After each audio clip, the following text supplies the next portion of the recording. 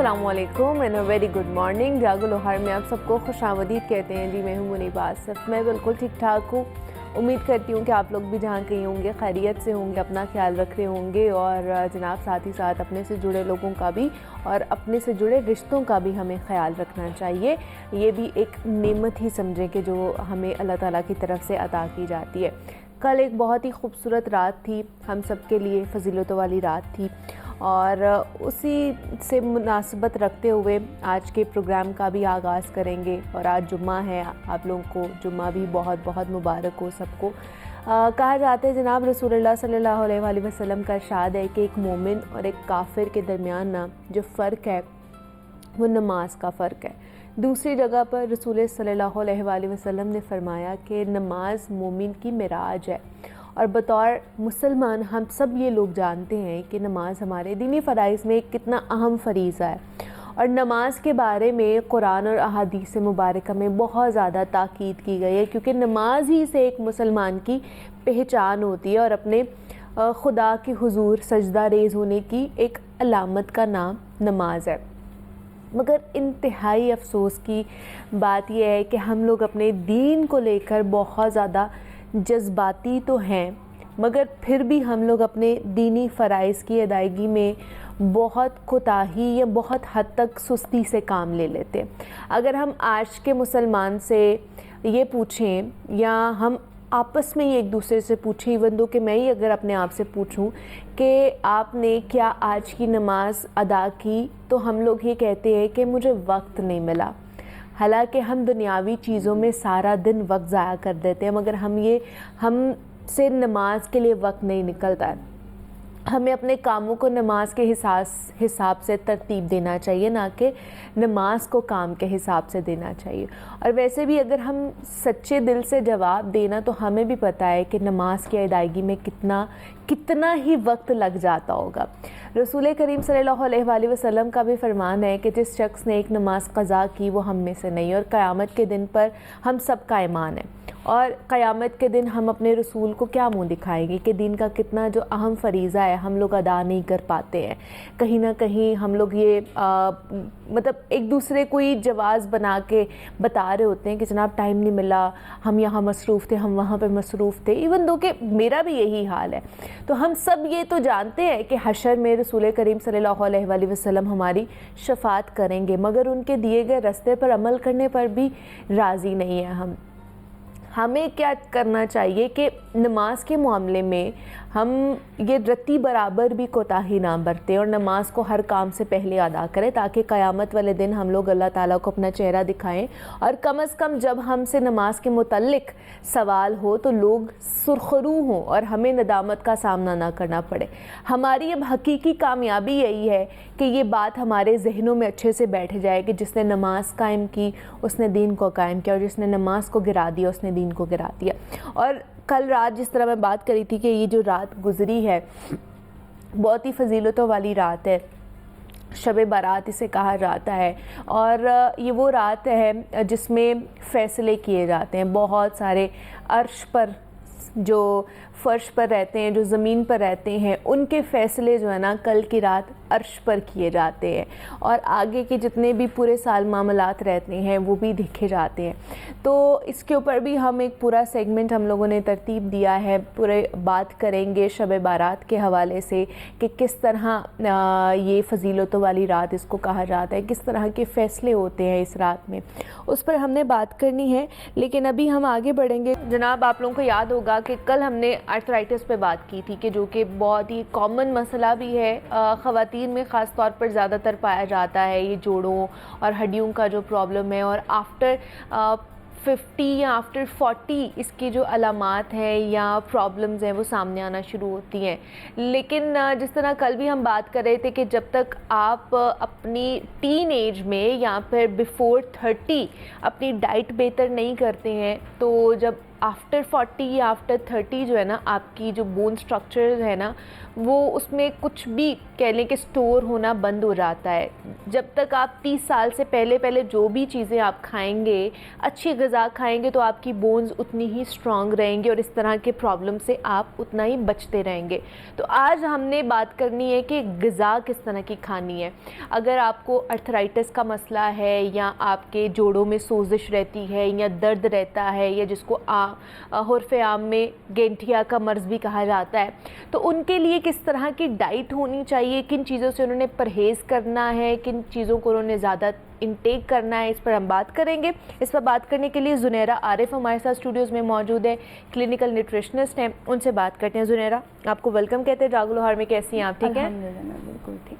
ज़ुनैरा, गेंठिया या जिसको आर्थराइटिस कहा जाता है, तो यूजुअली सुना ही जाता है कि ख़वातीन में ये मसला पाया जाता है। तो किस तरह की जो है ना हमें डाइट लेनी चाहिए ख़वातीन को अगर इसका प्रॉब्लम हमें फेस करना पड़े? तो इसमें सबसे पहले जो अर्थराइटिस आता है तो इसमें आपकी जो जॉइंट्स होती है उसके अंदर क्रिस्टल जमा होने शुरू हो जाते हैं। ठीक है। क्योंकि ड्यू टू एज की वजह से आपकी ओबेसिटी आप इंक्रीज़ हो गई है, इस वजह से होता है। और इसके बाद आपकी डाइट प्रॉपर अच्छी नहीं होती, तो इस वजह से आपके जॉइंट में क्रिस्टल जमा होना शुरू हो जाते हैं।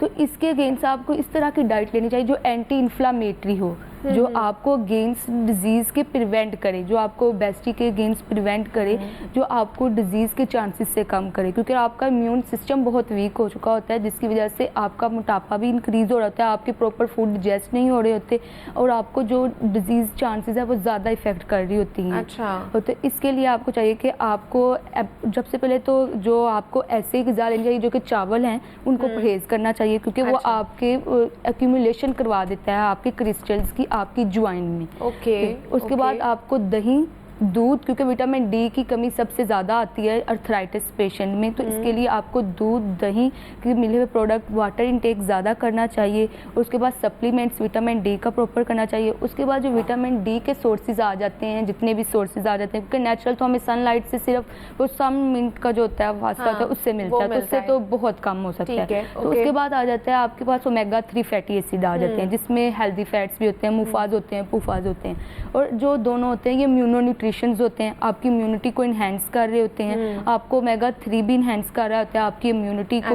उसके बाद साथ आ जाते हैं ओलिव ऑयल्स आ जाते हैं। उसके बाद जितने भी सीड्स हैं, अलसी का सीड हो गया, सीसम सीड्स हो गए, जितने भी सीड्स होते हैं ये सारे ओमेगा 3 फैटी एसिड होते हैं। विटामिन डी की मकदार इसमें ज़्यादा होती है। और अगर सनलाइट के बाद अगर किसी चीज़ में मकदार विटामिन की ज़्यादा है तो वो फिश हो गई, जैतून हो गया, और उसके बाद ओमेगा 3 फैटी एसिड के जितने भी सीड्स बताए हैं मैंने, ये सारे हो गए। अच्छा, अब जैतून की जैसे आपने बात की, तो वो ऑलिव ऑयल का इस्तेमाल कर सकते हैं या ऑलिव्स भी खा सकते हैं? उसमें भी वही मिकदार होगी विटामिन डी की और फैटी एसिड्स की जो हमें चाहिए होते हैं? ना लेने से कुछ ले लेना बेहतर होता है। अगर आपके पास ऑयल अवेलेबल है तो आप सैलड के ऊपर स्प्रिंकल करके खा सकते हैं, आप किसी पराठे के ऊपर या किसी भी एज अ जैम की सूरत में उस पर ब्रेड के ऊपर लगा के खा सकते हैं। और अगर आपके पास ऑलिव दूसरी फार्म में, रॉ फार्म में मौजूद है तो आप उस तरह भी खा सकते हैं, इसमें कोई रिस्ट्रिक्शन नहीं। अच्छा, मतलब दोनों फॉर्म में जो भी आपके पास अवेलेबल है आप उसका इनटेक कर सकते हैं। अच्छा, अब इसमें ये होता है कि आपके जोड़ों में दर्द बहुत ज़्यादा होती है, सोजिश रहती है, तो उसके लिए क्या रेमेडीज़ है या एंटी इन्फ्लेमेटरी जो डाइट्स हो सकती है, उसमें कौन कौन सी चीज़ें आ जाती हैं ताकि आपकी पेन और आपकी सोजिश जो है ना उसको कम करें?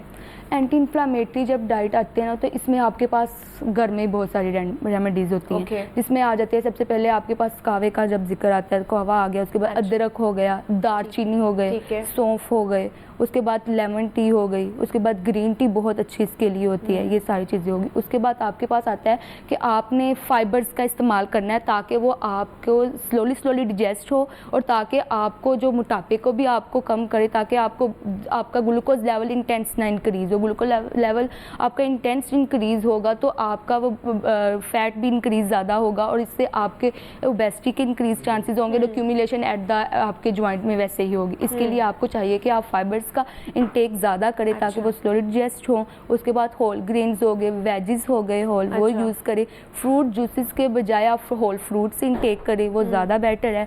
उसके बाद सीड्स हो गए, ये जितनी भी होती हैं ये चीज़ें, ये चीज़ें खा सकते हैं। अच्छा, एंटी इन्फ्लेमेटरी में मैंने सुना है हल्दी बहुत अच्छी है आपके लिए, और वो आपके जॉइंट्स के लिए भी, आपकी हड्डियों के लिए भी बहुत अच्छी है। तो हल्दी का इस्तेमाल किस तरह करें? जो खाने में हम मिला के हल्दी खाते हैं, क्या उस तरह इस्तेमाल करना चाहिए कि किस तरह इस्तेमाल करना चाहिए? जो खाने में आप इस्तेमाल करते हैं वो तो टोटली डिफरेंट हो जाती है। वो तो एज अ स्पाइसी आप यूज़ करते हैं, note as a health remedies नहीं ले रहे होते आप। तो आप इसको एज अ कावा बना के इसका ले सकते हैं। आप इसको, क्योंकि हमें अर्थराइटिस है तो हमें मिल्क इंटेक, विटामिन डी ज़्यादा इंटेक करना है, तो आप उससे दूध के साथ इंटेक करके उसका साथ ले सकते हैं। आप उसके साथ उसका एज अ, उसे आप किसी भी उस ऊपर स्प्रिंकल करके किसी भी चीज़ पे आप खा सकते हैं, उससे हल्दी को भी खा सकते हैं। अच्छा, ये पाउडर वाली हल्दी है, वो जो ऑर्गेनिक हल्दी, वो जो अदरक की तरह होती है, वो खानी है? नहीं, आप जो और दूसरी पाउडर फॉर्म में होती है ना, वो भी इंटेक कर सकते हैं, और दूसरी भी अगर किसी के पास अवेलेबल है तो वो इजीली कंज्यूम कर, क्योंकि उसके ज़्यादा बेनिफिट है as compare to powder form से। अच्छा, तो वो अगर आपको मिल रही है आप वो भी खा सकते हैं, और अगर पाउडर फॉर्म में भी है तो आप उसका भी इस्तेमाल इसके सेम साथ इफेक्ट, जिंजर भी साथ यही इफेक्ट दे रहा होता है। अदरक और ये हल्दी दोनों सेम है, एंटीऑक्सीडेंट से आपको डिजीज से प्रिवेंट करते हैं। जब भी आपको इम्यूनो न्यूट्रिशन का जिक्र आता है तो ये चीज़ें सबसे पहले आती हैं, विटामिन सी और ये सारी चीज़ें, ये सेम इफेक्ट दे रही थी। आप एक एज आ इतना स्पाइस ले सकते हैं, आप किसी भी चीज़ का स्लाइस लेके आप उससे डेली मकदार में यूज़ करें तो ये वाकई बहुत बेनिफिशियल होती है। अच्छा, वो बेनिफिशियल हो सकती है। अच्छा, दूध के अंदर हल्दी डाल के पी सकते हैं, मतलब जिनको अर्थराइटिस का मसला है जी, वो डेली इंटेक करे इसका। उसके साथ अपनी डाइट्स प्रॉपर इंटेक रखे, तो ये रिवर्सिबल है डाइट से। 50% ये रिवर्सिबल है, और 50% ये आपको इंक्रीज भी वापस करवा सकती है अर्थराइटिस को, क्रोनिक की तरफ लेके भी जा सकती है, एज कम्पेयर टू एक्यूट से क्रोनिक की तरफ लेके जा सकती है। अच्छा, ठीक है। लेकिन जिस तरह आपने कहा कि इसमें क्रिस्टल्स बन जाते हैं हमारे जॉइंट्स के अंदर, जो कि बहुत पेनफुल प्रोसीजर होता है, तो उन क्रिस्टल्स को ना बनने देने के लिए हमें किस तरह की डाइट लेनी चाहिए? जैसे मुझे थोड़ा इसके बारे में ये आइडिया है कि विटामिन सी रिच फ्रूट्स या विटामिन सी रिच फूड्स खाने चाहिए ताकि जो क्रिस्टल्स हैं वो ना बने। वाकई ऐसा है कि नहीं? जी, विटामिन सी सबसे फर्स्ट आता है, क्योंकि ये vitamin C antioxidant, anti inflammatory, ये सारे और सिट्रिक फूड्स में होते हैं। सिट्रिक फूड विटामिन सी का बेसिक सोर्स है, और ये आपके इम्यून को बूस्ट अप कर रहा होता है, आपकी इम्यूनिटी को इन्हेंस कर रहा होता है। इम्यूनो न्यूट्रिशन होता है कि आपको हाई इम्यूनिटी कर रहे होते हैं, एज कम्पेयर टू आपकी कोई भी डिजीज़ आपकी बॉडी में एंटर नहीं होने देते। जब कोई डिजीज़, कोई इन्फेक्शन एंटर ही नहीं होगा बॉडी में, तो वो आपको अर्थराइटिस की तरफ बहुत कम लेके जाएगा। ठीक है। तो ये विटामिन सी रिच कौन कौन से फ्रूट्स? एक तो अभी तो ये कीनू वगैरह और ये सारी चीजें आई हुई हैं। लेमन आ गया, लेमन का इस्तेमाल कर सकते हैं। इसके बाद होल वेजिटेबल्स आ गए, उसके बाद स्पिनच इसका बहुत अच्छा सोर्स है, गाजर इसका बहुत अच्छा सोर्स है। उसके बाद साथ इसमें कुछ सीड्स में भी पाया जाता है, ये बहुत अच्छा सोर्स है। उसके बाद आप इसके सप्लीमेंट्स भी कॉमन यूज़ किए जाते हैं इसके विटामिन सी के, तो सप्लीमेंट्स भी हर दूसरा बंदा पर्सन यूज़ कर रहा होता है, कैल्शियम के सप्लीमेंट्स और विटामिन सी के सप्लीमेंट। तो एक अगर आपका विटामिन सी प्रॉपर है तो कैल्शियम भी फ्री प्रॉपर स्टोर होता है। तो इसलिए मोस्टली डिजीज में जिसमें विटामिन सी की डेफिशिएंसी होती है तो कैल्शियम की डेफिशिएंसी होती है, क्योंकि कैल्शियम आपको, जो विटामिन सी है वो कैल्शियम की स्टोरेज में हेल्प कर रहा होता है। तो इसलिए आपको चाहिए कि आप विटामिन सी और विटामिन जो डी है और इसकी आप अपनी प्रॉपर स्टोरेज रखें। अगर सी ठीक होगा तो डी भी रिवर्स में ठीक होगा। अच्छा, अब जैसे आपने कहा कि सप्लीमेंट्स भी ले रहे होते हैं, अमूमन हम देखते हैं कि हम वो जो पानी में डाल के कैल्शियम का जो एक गोली है वो पी रहे होते हैं, नाम नहीं लेना चाहूँगी मैं यहाँ पे, कि वो हम लोग पी रहे होते हैं। अब उसका कहते हैं साइड इफ़ेक्ट ये भी है कि वो आपको किडनी स्टोन भी कर सकते हैं, या वो आपको आगे जाके नुकसान हो सकता है उससे। वाकई ऐसा है या ये भी एक मिथ ही है? विदाउट आप अगर प्रिस्क्रिप्शन लेंगे, विदाउट अपने कंसल्टेंट लेंगे तो ऑफकोर्स आपको वो नुकसान करेगी। अच्छा, क्योंकि वो आपको रिक्वायरमेंट अमाउंट में देगा, जब भी आपको डॉक्टर या आपका डाइटिशियन देगा वो रिक्वायर्ड अमाउंट में देगा। अगर विदाउट आप प्रिस्क्रिप्शन ले रहे हैं तो फिर इस तरह हो सकता है, वो आपको किडनी स्टोन हो सकता है। आप एक्सेस ले ले विटामिन सी का और कैल्शियम का एक्सेस ले लो, आपको किडनी स्टोन कर दे। अच्छा, और आपके वो किडनी को डैमेज कर दे। अच्छा, आपके यूरिक एसिड को इंक्रीज कर दे, तो वो कुछ भी किसी तरह भी ये आर्थराइटिस वालों को भी प्रॉब्लम कर सकता है अगर वो ज्यादा ले लेते हैं तो? अर्थराइटिस वालों को जो चाहिए तो विटामिन सी विदाउट परमिशन तो ले ही ना आप। डॉक्टर की परमिशन के बगैर आप उससे कोई भी चीज़ इस्तेमाल ना करें। उनकी डाइट, हर चीज़ उनकी प्रिस्क्रिप्शन के मुताबिक होनी चाहिए, क्योंकि उनकी डाइट रिवर्स भी कर सकती है डिजीज़ को, इन्हेंस भी कर सकती है उसको। तो अच्छा, इसमें क्योंकि पेन बहुत ज़्यादा रहती है, आपको भी पता है, तो उसके लिए लोग यहाँ पे ख़वातीन क्या होता है कि जी पेन किलर्स खा लिए। अब जो हम लोग बगैर प्रिस्क्राइब्ड करे खुद से ही दवाइयाँ खा लेते हैं, वो मैदे को भी ख़राब कर रही होती हैं। تو اس کے لیے پھر کیا کرنا چاہیے؟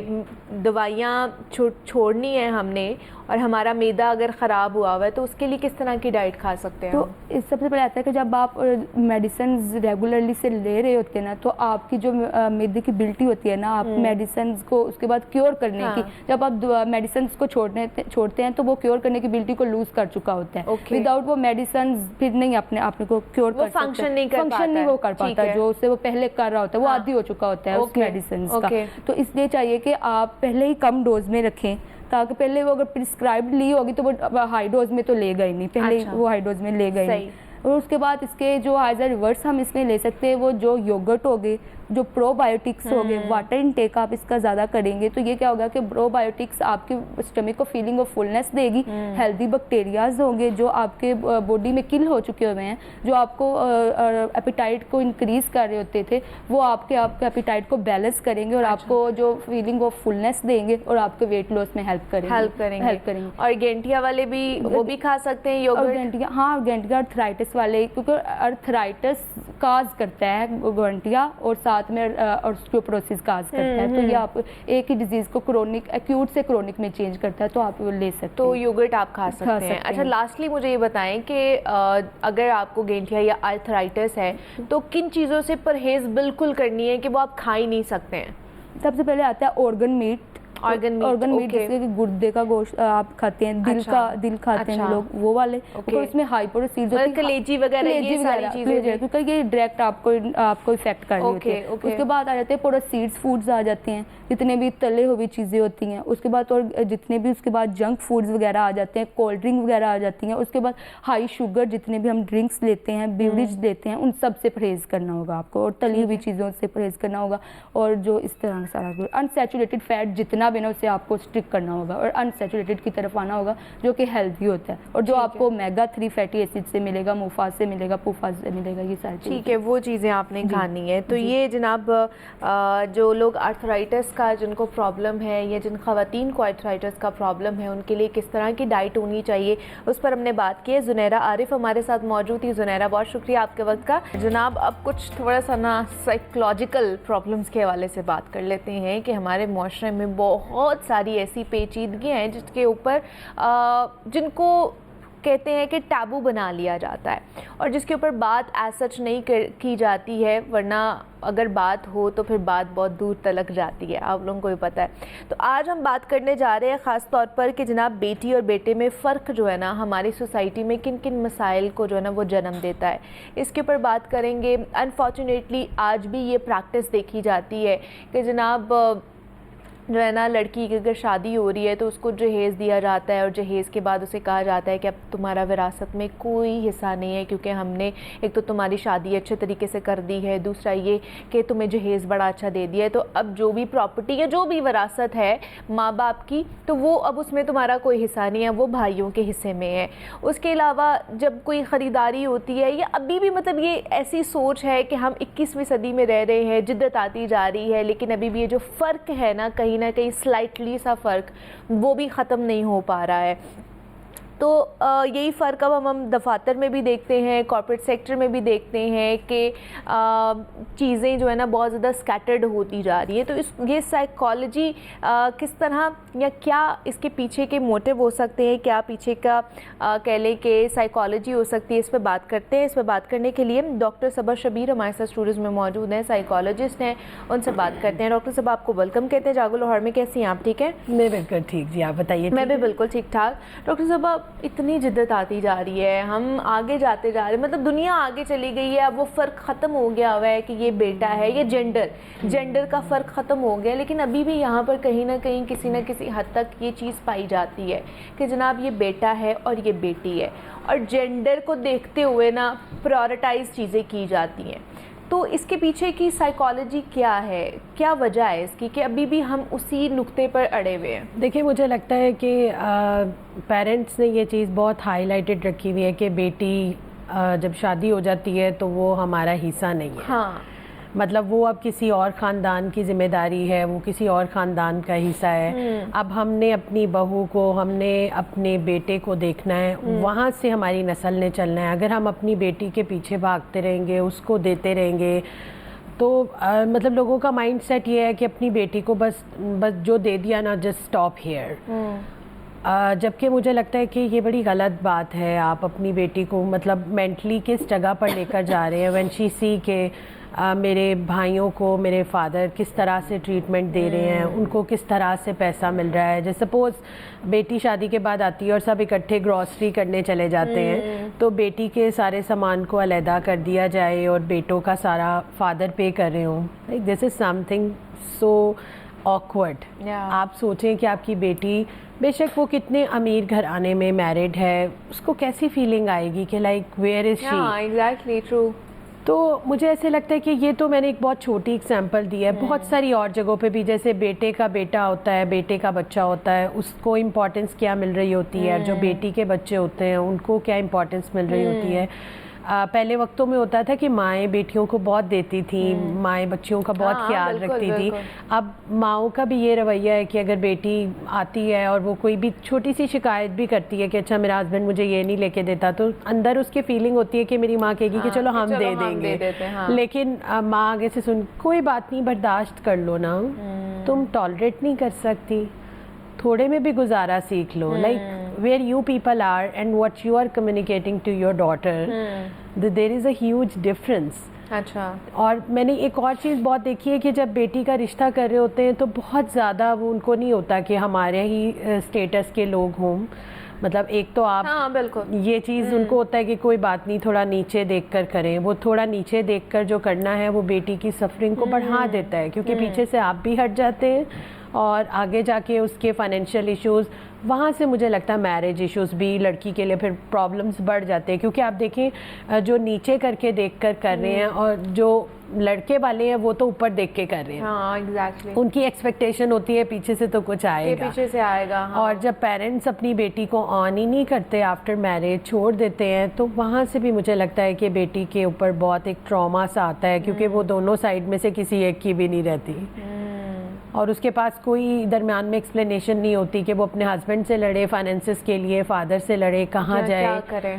سو یہاں سے مجھے لگتا ہے کہ اس وقت ہمارے معاشرے میں لڑکیوں میں، عورتوں میں جو سائیکولوجیکل پرابلمس بڑھ رہے ہیں. یہی تو میں بات کر رہی ہوں کہ یہ ماحول ملتا جب وہ بڑی ہوگی تو اس کے اوپر کیا، وہ کس ٹراما سے گزرے گی. ہاں بہت سارے، جیسے آئی یوز ٹو سے مطلب میں لڑکیوں کو دیکھتی ہوں تو اس میں ان کے پرابلمس یہی ہوتے ہیں. وہ بتاتی ہیں کہ ہمیں شروع سے ایسے نگلیکٹ کیا گیا، اگنور کیا گیا. میں نے کہا میں نے یہ پڑھنا ہے تو پرائیویٹلی تم نہیں پڑھ سکتی، تم باہر کے ملک نہیں جا سکتی، ہم اتنا خرچ کر کے تمہیں دوسرے گھر ہی بھجوانا ہے. اچھی اچھی ڈگریاں لے کے دلوا کے انہیں تو وہ گھر بٹھا دیا جاتا ہے. اعلیٰ تعلیم یافتہ جیسے ایم بی بی ایس کیا ہوتا ہے اور وہ گھر بیٹھ جاتی ہیں کہ جو آپ کو جاب کرنے کی ضرورت. آپ دیکھیں زیادہ تر پیرنٹس کا یہی ہوتا ہے کہ بیٹیوں کو ایم بی بی ایس کروائیں، ڈاکٹر بنائیں، لیکن جس وقت وہ رشتہ کر رہے ہوتے ہیں نا تو وہ کہتے ہیں ہماری بیٹی جاب نہیں کرے گی. Like what is this?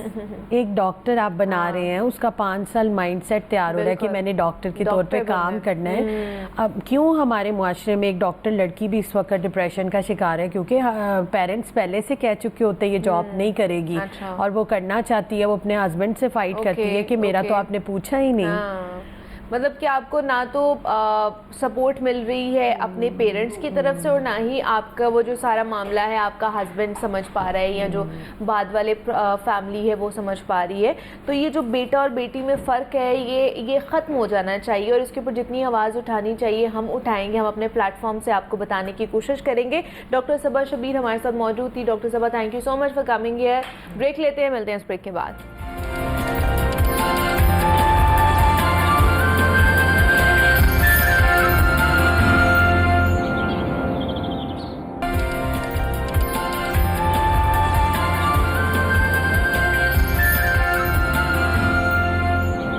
Welcome back to Jago Lahore. جناب کچھ لاہور کے حوالے سے بات کر لیتے ہیں، اور خاص طور پر پنجاب اسمبلی کے حوالے سے، کیونکہ آج تیسرا روز ہے پنجاب اسمبلی کے اجلاس کا، اور آج دوبارہ سے اجلاس جو ہے نا وہ طلب کیا گیا ہے, بلایا گیا ہے.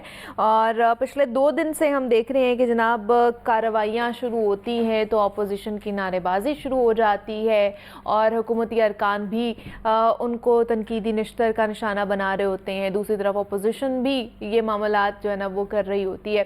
تو اسی طرح 2 سیشن تو گزر چکے ہیں, آج تیسرا سیشن بلایا گیا ہے. غالباً 10 بجے کا ٹائم تو رکھا گیا ہے, تو دیکھتے ہیں کہ 10 تو بج چکے ہیں تو یہ شروع ہوتا ہے یا نہیں ہوتا ہے. تو کل کی کارروائی میں بھی اپوزیشن نے نعرے بازی کی حکومتی ارکان کی غیر سنجیدگی پر. جناب ملک احمد خان جو تھے نا, ان کا اظہار افسوس سامنے آیا تھا. انہوں نے یہ کہا تھا کہ اتنے پیسے لگانے کے باوجود بھی ایم پی ایز ایوان میں موجود نہیں ہے. تو کیوں موجود نہیں تھے, کیا وجہ ہے, اور کون کون سے بل جو ہے نا وہ پیش کیے جا رہے ہیں یا پیش ہونے جا رہے ہیں آج اگر دیکھا جائے. تو اس پہ بات کرنے کے لیے حمزہ خورشید ہمارے ساتھ اسٹوڈیوز میں موجود ہے, ان سے بات کرتے ہیں. حمزہ آپ کو ویلکم کہتے ہیں جاگو لاہور میں, کیسے ہیں آپ, ٹھیک ہیں؟ الحمدللہ. حمزہ بتائیے, آج تیسرا سیشن ہوگا, جب سٹارٹ ہوگا 2 سیشن میں کیا کیا معاملات طے پائے ہیں, کس طرح یہ پنجاب اسمبلی کا اجلاس ہوا ہے؟ منیپا, پہلے روز 5 بل پیش کیے گئے تھے, جس میں اگر آپ ضروری بل دیکھیں تو گداگری کا بل ہے جو سرغنہ ہے ان کے لیے سزائیں مختص کی گئی ہیں. اور جو پی ایف ایس اے ہے, پہلے جو ہے وہ سائنس فورینزک سائنس ایجنسی ہوتی تھی, اس کو جو ہے فورینزک سائنس اتھارٹی میں ضم کیا جا رہا ہے, جس میں جو ہے وزیر اعلیٰ خود ہیڈ کریں گے ایز اے چیئر پرسن. اور اس میں اچھی چیز یہ ہے کہ پہلے جب جو شواہد جاتے تھے پی ایف ایس اے میں, ان کو بڑا عرصہ لگ جاتا ہوتا تھا واپس رزلٹ بھیجنے میں.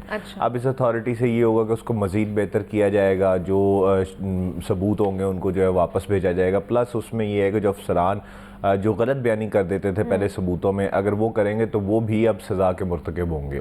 اور اگر آپ گداگری کی بات کریں بل کی, تو اس میں جو پہلے قوانین تھے وہ جب پکڑ لیتے تھے کسی گداگر کو تو اس پر ہوتے تھے, لیکن اب جو ہے وہ باقاعدہ جو یہ کہا جاتا ہے کہ پیچھے مافیاز ہیں ان کے قریب جو ہے وہ ان کے گرد جو ہے گھیرا تنگ کیا جائے گا, ان کے لیے سزائیں مختص کی گئی ہیں. ایک, اگر آپ کسی بچے سے یا کسی بزرگ سے گداگری کروا رہے ہوں گے تو اس کے لیے 3 سے 5 سال سزا رکھی گئی ہے. اگر آپ کسی کو معذور کرتے ہوئے پکڑے گئے یا کوئی ایسا بندہ آپ کے اس میں گینگ میں مل گیا تو پھر آپ کی سزا مزید زیادہ ہے, اور اگر آپ اس سے زیادہ کریں تو مرحلہ وار جو ہے وہ سزائیں طے کی گئی ہیں. تو یہ بھی ایک اگر دیکھا جائے تو قانون اچھی چیز ہے, لیکن مسئلہ میرا یہ ہے کہ قانون پاکستان میں پہلے بھی بہت موجود ہے, لیکن امپلیمنٹیشن کی طرح کیونکہ پہلے بھی قوانین تو ہیں کہ جو بھکاری خاص طور پر جو پکڑے جاتے ہیں اگلے دن وہ دوبارہ سے سڑکوں پر ہمیں نظر آتے ہیں. پیچھے مافیا کو تو یا نیٹ ورک کو تو کبھی بھی نہیں پکڑا گیا, میں نے تو نہیں سنا ایسا کوئی خبر ہو. یہی مسئلہ ہے کہ قانون بن جاتا ہے ٹھیک ہے, لیکن اس کی جو امپلیمنٹیشن ہے وہ آج تک جو 1958 کے قوانین ہیں اس پر تو ہے نہیں ہے. چار دیواری آپ پامال کر رہے ہیں, پولیس کو آپ نے سیکیورٹی گارڈ آپ نے بنایا ہوتا ہے, تمام تر اشرافیہ. یہ نہیں کہ یہ موجودہ حکومت, جو پچھلی بھی حکومتیں تھی جنہوں نے بڑے نعرے لگائے تھے کہ جی ہم نے پروٹوکول نہیں لینا, ہم نے زیرو پروٹوکول کر دینا, ہم نے دیکھا کہ ادھر کتنی لمبی قطاریں جو ہیں وہ رہی ہیں. تو مسئلہ وہیں پر برقرار ہے کہ امپلیمنٹیشن کا فقدان ہے, وہ مجھے ہوتا ہوا نظر بھی نہیں آتا اتنی جلدی. اور اگر آپ پھر بات کریں ایوان میں, تو آپ آج کل جو ایوان میں 2 دن سے چل رہا ہے وہ مین جو ہے وہ پری بجٹ بحث چل رہی ہے. اب آپ دیکھیں کہ صوبے کی جو ڈیسیژن ہے وہ اس کا سارا بجٹ کے اوپر ہونا ہوتا ہے. تمام تر تجاویز جو ہیں اچھی ہوں یا بری ہوں اس کو جو ہے وہ پیش کیا جانا ہوتا ہے. اور ماشاءاللہ ایوان میں جو مقتدرہ ان کی یہ سنجیدگی ہے کہ کل بھی جب ایوان میں تقریریں ہو رہی تھی, تجاویز پیش کی جا رہی تھی, تو اس میں کوئی جس کو کہتے ہیں نا کہ ایک انٹلیکچوئل تھاٹ یا پھر ایک اچھا مشورہ وہ نہیں تھا. ہماری گلیاں ٹوٹی ہوئی ہیں, ہماری سڑکیں ٹوٹی ہوئی ہیں, ہمارے پاس ہسپتال نہیں ہے, ہمارے پاس یونیورسٹی نہیں ہے. آپ بات کریں جو ملک جو جس سے ترقی ہو کہ جی ٹھیک ہے یہ ہمارے مسائل ہے, لیکن ہمیں آئی ٹی کے شعبے میں کام کرنا چاہیے, ہمیں اے آئی کے شعبے میں کام کرنا چاہیے, ہمیں جو ڈاکٹرز ہیں ان کے لیے کام کرنا چاہیے. وہ نہیں ہو رہا. وہ ہر حلقے کا ایم پی آتا ہے, میری یہ والی سڑک ٹوٹی ہوئی ہے, میری والی سڑک ٹوٹی ہوئی ہے. مطلب آپ پری بجٹ بحث ہے کس لیے؟ پھر اس کے بعد آپ ان کی سنجیدگی دیکھیں کہ پری بجٹ بحث میں تقاریر چل رہی ہیں اور حکومتی 5 ارکان موجود ہیں اور جو اپوزیشن کے وہ 3 ارکان موجود ہیں. کبھی جو ہے وہ اپوزیشن کے 7 ارکان موجود ہیں تو حکومتی 9 ارکان موجود ہیں. مطلب کہ وہ انہوں نے وہ آنیاں جانیاں لگائی ہوئی ہیں. وہ ایک پنجابی کی کہاوت ہے نا, کام ہوئے نہ ہوئے تو میری آنیاں جانیاں ویخ.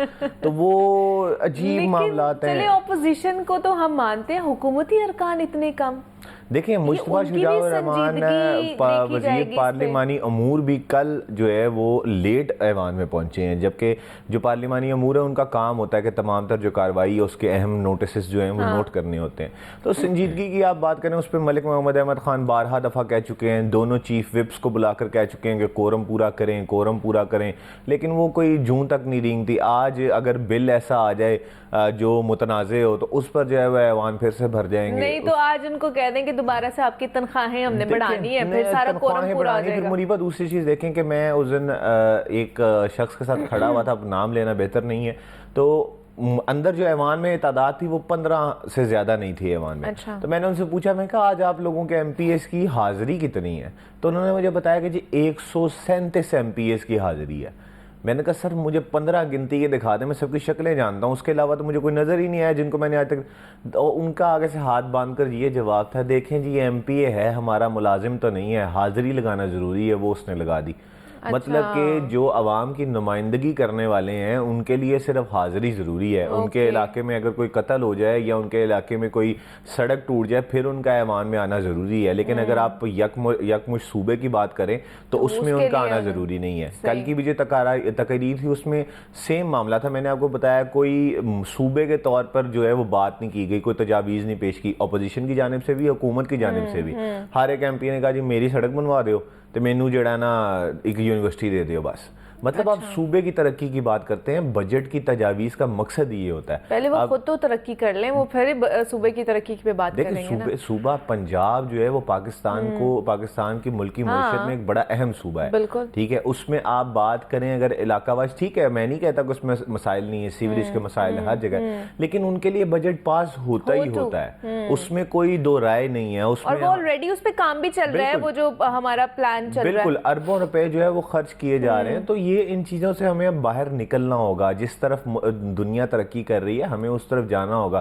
دیکھیں سی پی اے کانفرنس تھی، اس میں ملک محمد احمد خان نے اپنے منہ سے کہا کہ یہ بڑی دکھ کی بات ہے کہ دنیا اے آئی تک پہنچ گئی اور آج ہم یہاں پر بیٹھے ایشیا اور جنوبی ایشیا جو ہے وہ ہیومن رائٹس پر بات کر رہا ہے اور بچوں کے رائٹس پر بات کر رہا ہے، اور یہ واقعی ہی دکھ کی بات ہے کہ آج تک ہم پاکستان میں بھٹے نہیں ختم کر سکے، جو چائلڈ لیبر ہے وہ نہیں ختم کر سکے۔ آج بھی آپ کو چائے کی دکانوں پہ جو ہے وہ چھوٹو بے شمار ملتے ہیں۔ مسئلہ ہمارا بھی یہی ہے کہ اب دیکھیں جو لیبر کے قوانین ہیں کیا وہ موجود نہیں ہے، لیکن اس کے امپلیمنٹیشن کہاں پر ہے؟ جہاں پر آپ اے سیز ڈی سیز جو جن کو آپ امپلیمنٹیشنز دیتے ہیں، قوانین دیتے ہیں، وہ آپ کو میں نے پہلے بھی کہا تصاویر کے لیے بہت اچھے ہیں کہ آپ ویڈیو بنا لیں، تصاویر بنا لیں، جیسے ہی وہ موبائل کا کیمرہ بند ہوتا ہے چلو جی چلیے ٹھیک ہے کوئی بات نہیں۔ تو دیکھیں آپ ان کو مسئلہ یہ ہے کہ آپ اس کو طاقت دیں گے جو اس علاقے کا ہے ہی نہیں، تو پھر وہ کیا کام کرے گا؟ اگر آپ یہی طاقتیں، جو مین مسئلہ ہے کہ جی جو اب لوکل گورنمنٹ کا بل پیش ہوا ہے اس میں بھی کہا جا رہا تھا کہ جی تمام تر جو طاقتیں ہیں وہ لوکل گورنمنٹ کو دینے کی بات کیجیے گی، لیکن اس میں ایک چھوٹا سا ٹیکسیشن کا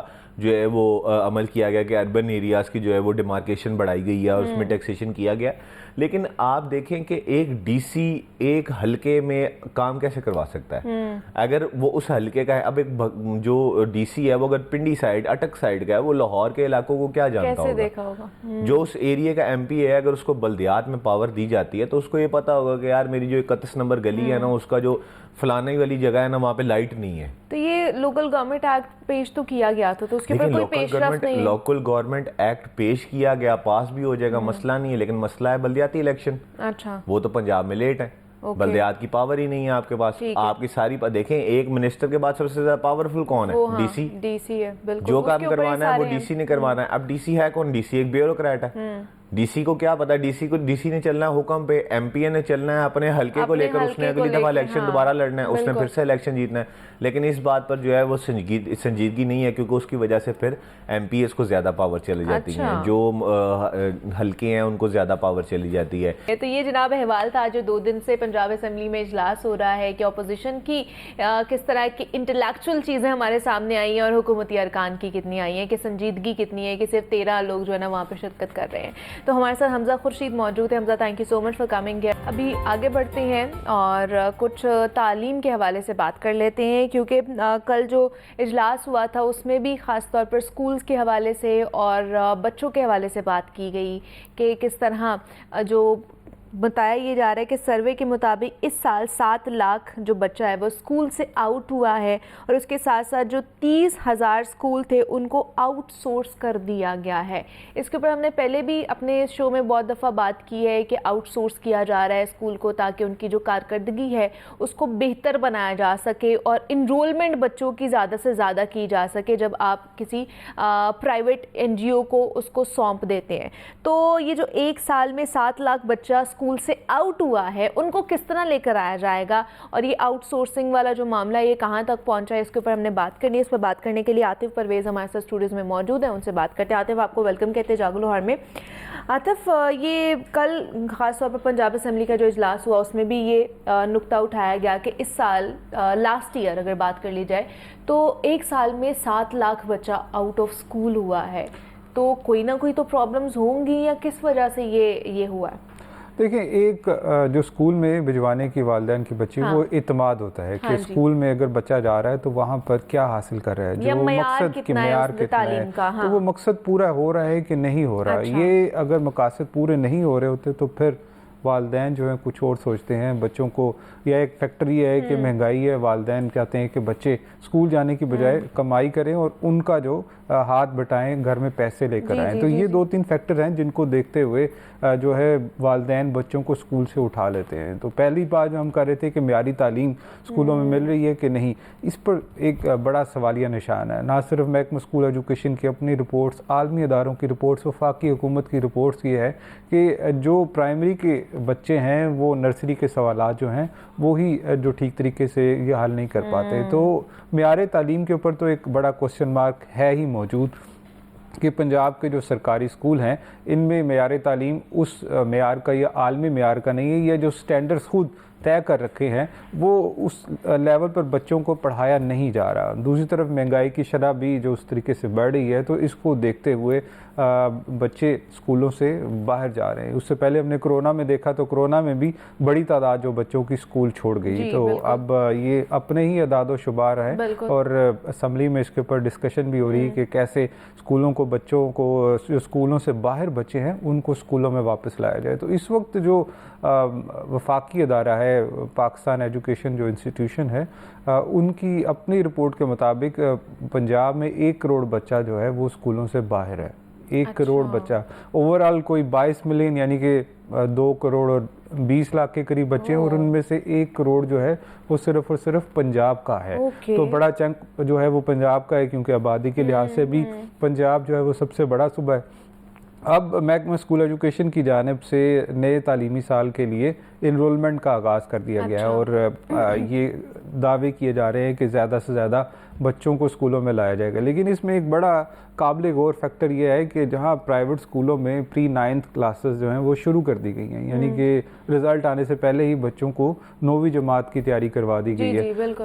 ہمارے سرکاری اسکولوں میں ابھی 9ویں جماعت کی کتابیں ہی موجود نہیں ہیں۔ ایک طرف داخلہ مہم شروع کر دی گئی ہے، بچے اگر والدین بچوں کو اسکول میں داخل کروانے لے کے جا بھی رہے ہیں تو وہاں پر ان کے پاس کورس ہی موجود نہیں ہے۔ اور نہ صرف اس سال کے حوالے سے یہ صورتحال ہے، پچھلے سال میں بھی ہم نے دیکھا کہ گرمی کی چھٹیوں تک جو ہے وہ اسکولوں میں کتابیں نہیں پہنچی تھی۔ ہم نے ان کے اوپر شوز بھی کیے تھے، آپ کو یاد ہوگا کہ بچے جو ہیں اور والدین کتابیں مانگتے رہے کہ نیا تعلیمی سال شروع ہو چکا ہے اور کتابیں فراہم کر دی جائیں، لیکن کتابیں نہیں ملی۔ اور جب تعلیمی سال سپٹمبر تک پہنچا تو وزیر تعلیم نے کہا کہ 30 لاکھ کتابیں ہمارے پاس فالتو پڑی ہوئی ہیں۔ Oh my God. تو جو سارا سال بچے کتابوں کے منتظر رہے اور پھر والدین کو مجبوراً مارکیٹ سے کتابیں لے کر دینی پڑی، تو یہ ساری چیزیں دیکھتے ہوئے ہمیں لگتا نہیں ہے کہ اس طریقے سے نتائج وہ سنجیدگی ہے، یا وہ جو بچے اسکولوں سے باہر ہیں ان کو اسکولوں میں لایا جائے گا۔ کہ جب اعلانات کر دیے جاتے ہیں، پلاننگ بتا دی جاتی ہے کہ یہ پلان ہم کر رہے ہیں اور اس سے جو ہے وہ سب چیزیں بہترین ہو جائیں گی، اسکولوں سے باہر بچے بھی آ جائیں گے، معیاری تعلیم جو ہے وہ بھی ملنا شروع ہو جائے گی، لیکن جب امپلیمنٹیشن کی باری آتی ہے تو وہ اس کے اوپر عمل درآمد نہیں ہوتا، بس دعوے ہی ہیں اور وہ ہوا میں اڑ جاتے ہیں اور ایسا ہمیں کچھ نظر نہیں آ رہا ہے جو ہو۔ تو جس طرح ہم بات کر رہے تھے کہ پنجاب اسمبلی میں بھی اس نقطے کو اٹھایا گیا ہے کہ اس سال میں جو ہے نا 7 لاکھ جو بچہ ہے وہ اسکول سے آؤٹ ہوا ہے اور اسکول کو پرائیویٹائزیشن کی طرف لے کر جایا جا رہا ہے، یعنی کہ آؤٹ سورس کیا جا رہا ہے تاکہ معیار تعلیم کو بہتر کیا جا سکے. تو اس کی جو کہانی تھی پوری وہ ہم نے آپ کے ساتھ شیئر کر دی ہے کہ واقعی ایسا ہو رہا ہے کہ نہیں ہو رہا، یا یہ بھی پرابلم جو ہے نا یا یہ مسئلہ التوا کا شکار ہوتا جا رہا ہے. تو ہمارے ساتھ عاطف پرویز موجود ہے. عاطف بہت شکریہ آپ کے وقت کا کہ آپ یہاں پر آئے. بریک لیتے ہیں، ملتے ہیں اس بریک کے بعد.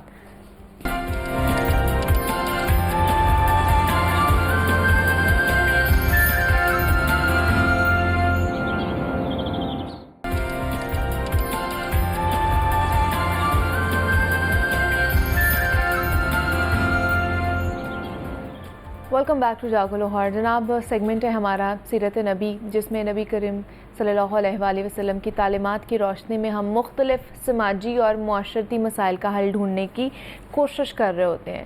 تو جناب اللہ رب العزت نے نا بعض چیزوں کو بعض پر فضیلت اور رتبے سے نوازا ہے. جس طرح مدینہ منورہ کو تمام شہروں پر فضیلت حاصل ہے، وادی مکہ کو تمام وادیوں پر، آب زمزم کو تمام کنووں پر، مسجد حرام کو تمام مساجد پر، اسی طرح سفر معراج کو تمام سفروں پر، ایک مومن کو تمام انسانوں پر، ایک ولی کو تمام مومنوں پر، صحابی کو تمام ولیوں پر، نبی کو تمام صحابہ پر، رسول کو تمام نبیوں پر، اور رسولوں میں تاجدار کائنات حضور کریم صلی اللہ علیہ وآلہ وسلم خاص فضیلت کے حامل ہیں. اللہ رب العزت نے اسی طرح بعض دنوں کو بعض پر فضیلت دی ہے. یوم جمعہ یعنی کہ آج کا دن جو کہ جمعے کا دن ہے، اس کو ہفتے کے تمام ایام پر اور ماہ رمضان کو تمام مہینوں پر فضیلت دی گئی ہے، اور قبولیت کی کو تمام ساتوں پر، اور شب برات کو تمام تر جتنی بھی راتیں آتی ہیں نا ان پر فضیلت دی گئی ہے. احادیث مبارکہ سے جو 15 جو شعبان ہے اس کی رات کی فضیلت اور خصوصیت ثابت ہے، جس سے مسلمانوں کے اندر ایک اتباع و اطاعت اور کثرت عبادت کا ذوق و شوق پیدا کرنے کی ترغیب ہمیں ملتی ہے. حرف عام میں ہم سب کو پتہ ہے کہ اسے شب برات یعنی کہ دوزخ سے نجات اور آزادی کی رات بھی کہا جاتا ہے. اس رات کو یہ نام خود رسول کریم صلی اللہ علیہ وآلہ وسلم نے عطا فرمایا، کیونکہ اس رات رحمت خداوندی کے طفیل لا تعداد انسان دوزخ سے جو ہے نا وہ نجات پاتے ہیں. اب مسلمان اس رات میں نوافل ادا کرتے ہیں، بہت سے لوگ قبرستانوں کی زیارت کرتے ہیں، ایک دوسرے سے معافی بھی طلب کرتے ہیں. تاہم قرآن و حدیث کی روشنی میں اس مبارک رات کی فضیلت جانیں گے. اس مقدس رات میں رب کے حضور اپنی خطاؤں کی معافی کیسے ہمیں مانگنی چاہیے تھی، یا یہ جو ابھی بھی ایک کیلے کے سلسلہ جاری ہے، آج مغرب تک یہ سلسلہ جاری رہے گا. تو شب برات کے حوالے سے آج ہم بات کریں گے، اس کی فضیلتوں کے حوالے سے بات کریں گے. ابھی پورا دن ہم کس طرح عبادات کا سلسلہ جاری رکھ سکتے ہیں، کس طرح کی جو ہے نا ہم ذکر و اذکار کر سکتے ہیں، اس پر ہم نے بات کرنی ہے. اس پر بات کرنے کے لیے ہمارے ساتھ ڈاکٹر پیر طارق شریف زادہ صاحب موجود ہیں، جو کہ معروف سیرت اسکالر ہیں. تو ان سے بات کرتے ہیں. ڈاکٹر صاحب آپ کو ویلکم کہتے ہیں جاگو لاہور میں. کیسے آپ؟ ٹھیک ہے، بہت شکریہ، الحمدللہ، اللہ کا احسان. ڈاکٹر صاحب شب بارات بڑی ہی فضیلتوں والی رات گزری ہے، سب نے عبادت کا ایک سلسلہ جاری رکھا ساری رات، تو ابھی بھی اس کا ایک اثر جو ہے نا پورا دن رہے گا. تو ہمیں بتائیے اس کی فضیلت کے بارے میں بتائیے، اور آج کا دن جس طرح ہمارا گزرنا ہے کس طرح اللہ کی جو کہہ لے کہ رحم اور فضل اور وہ اس کا ہم کہہ لے کہ اپنے اوپر اس کی مزید تعداد جو ہے بڑھا سکتے ہیں. بسم رب محمد کریم علیہ الصلوۃ والتسلیم. سب سے پہلے تو یادآوری کا شکریہ، اور یقیناً اس وقت پورے ملک کے اندر بالخصوص اور پوری دنیا میں بالعموم لیلۃ البرات یعنی جسے ہم شب برات کہتے ہیں، اس کی نسبت سے خاص طرح کی روحانی کیفیت پائی جاتی ہے. ہم سب جانتے ہیں کہ گزشتہ رات مغرب کی وقت سے جو ہے وہ ایک نور کی سی کیفیت موجود ہے، اور چہار اطراف وہ لوگ جو اپنی دنیا کی جو تقاضے ہیں ان کو پورا کرنے اور ان کو نبھانے میں مصروف تھے، ان سب کو یکسو کر دیا گیا، اور گویا ماحول نے ایک طرح سے ہماری توجہ دلائی ہے کہ ہم پر ایک ایسا عظیم الشان مہینہ آنے کو ہے کہ جس کی برکات، جس کے یعنی اللہ کے ہاں قدر و منزلت کا اندازہ اس بات سے لگائیے کہ سرکار ختمی مرتبہ صلی اللہ علیہ وسلم اپنی مسکراہٹ کے ساتھ فرمایا کرتے کہ رمضان جو ہے وہ میری امت کا مہینہ ہے. گویا یہ مہینہ جو سرکار ختمی مرتبہ صلی اللہ علیہ وسلم کا اپنا مہینہ قرار دیا دیا گیا اور اس کے بعد کا مہینہ، ان دونوں کے درمیان ایک خوبصورت پل کا نام جو ہے وہ شب برات ہے. اور شب برات کی نسبت سے ہم سب نے گزشتہ رات سنا بھی، علماء اور جو صاحبان علم انہوں نے ہمیں اس کے بارے میں مزید رہنمائی بھی عطا کی کہ یہ ایک ایسی عظیم المرتبت رات ہے کہ جس میں اللہ اپنی مخلوق جو ہے اس کے لیے فرمان رحمت جاری کرتا ہے، فرمان مغفرت جاری کرتا ہے. آقا کریم صلی اللہ علیہ وسلم کی صحیح اسناد کے ساتھ اس کے اوپر یعنی اس درجے سے جو ہے وہ احوال ہمیں ملتا ہے کہ خود سرکار ختمی مطلع صلی اللہ علیہ وسلم کی نسبت سے جو ذخیرہ حدیث ہمارے پاس موجود ہے، ان میں ایک بڑی تعداد میں جو محدثین ہیں انہوں نے باقاعدہ اس رات کی اہمیت کو محسوس کرتے ہوئے اپنی ذخیرہ حدیث کے اندر شب برات کی نسبت سے یعنی 15 شعبان کی جو رات ہے اس کی نسبت سے باقاعدہ ذخیرہ حدیث میں باب قائم کیے ہیں. تو اس سے ہمیں اندازہ ہوتا ہے، اور یہاں میں اپنے جو علمی ذوق رکھنے والے سامعین اور ناظرین ہیں ان کے لیے عرض کرتا چلوں کہ جب کوئی محدث اپنی ذخیرہ حدیث یعنی اپنی کتاب کے اندر باب کے طور پر کسی حدیث کو قائم کرتا ہے، یعنی ایک عنوان مرتب کر کے اس کے ذیل میں حدیثیں لاتا ہے، تو اس کا مطلب صرف یہ نہیں ہوتا کہ اس نے حدیثیں اکٹھی کر دی ہیں، بلکہ باب اسی وقت قائم کرتا ہے ایک محدث جب وہ یہ بتانا چاہ رہا ہوتا ہے کہ اس کا اپنا عقیدہ بھی یہی ہے اور وہ اس کی اہمیت کو محسوس کرتا ہے کہ دین کے ساتھ کی نسبت اور تعلق سے سرکار دو عالم صلی اللہ علیہ وسلم کے معمولات میں، معاملات میں،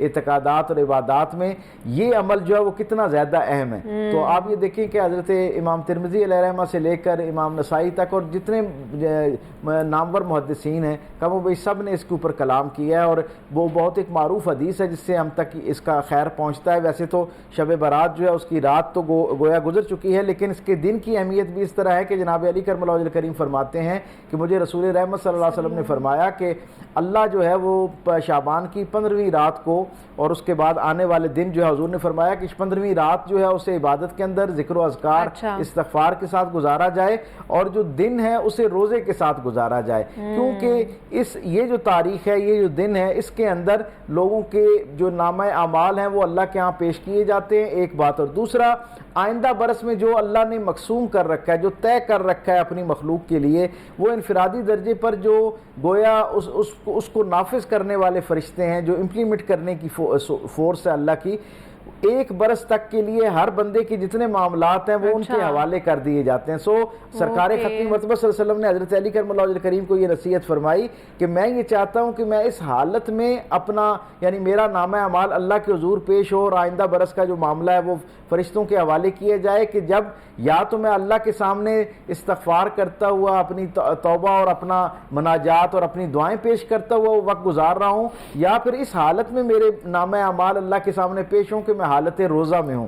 تو اس لیے گو کہ جیسے کل رات گزری اور اس میں الحمدللہ ایک بڑی تعداد میں مسلمانوں نے اس سے استفادہ کیا، پوری دنیا کے اندر اس کو اسی انداز سے اسی جذبے کے ساتھ جو ہے وہ اس کا اہتمام کیا جاتا ہے. اور بنیادی مقصد کیا ہے شب برات کا؟ بنیادی تصور جو میں ایک طالب علم کے طور پہ سمجھ پایا، دو باتیں ہیں. ایک تو ظاہر ہے رمضان المبارک کے لیے خود کو تیار کرنا ہے، اپنے آپ کو آمادہ کرنا ہے، گویا اپنے معاملات اور معمولات کو اس انداز میں ترتیب دینا ہے. یعنی اب اس کے بعد 14 یا 15 دن باقی ہیں، اس کا کیا مطلب ہے کہ اب ان دنوں کو اس انداز میں ترتیب دیا جائے کہ جب ہم رمضان میں داخل ہوں تو ہماری جو ظاہری معمولات ہیں، ہماری روٹین ہے، وہ کہیں ہمارے وہ جو دین کے ساتھ خاص شغف ہے اور رمضان سے استفادہ کرنے کا اس کو متاثر نہ کرتی ہوئی نظر آئے. تو گویا آج سے کمر بستہ ہوں، آج کی رات اس انداز میں ہم نے گزاری ہے. کوشش کیجیے کہ اس کے بعد سے لے کر کم از کم جو رمضان کی آخری رات ہے اس دن تک، اس رات تک اسی انداز میں، اسی جذبے کے ساتھ، اسی جسے کہتے ہیں نا توانائی کے ساتھ، اور اسی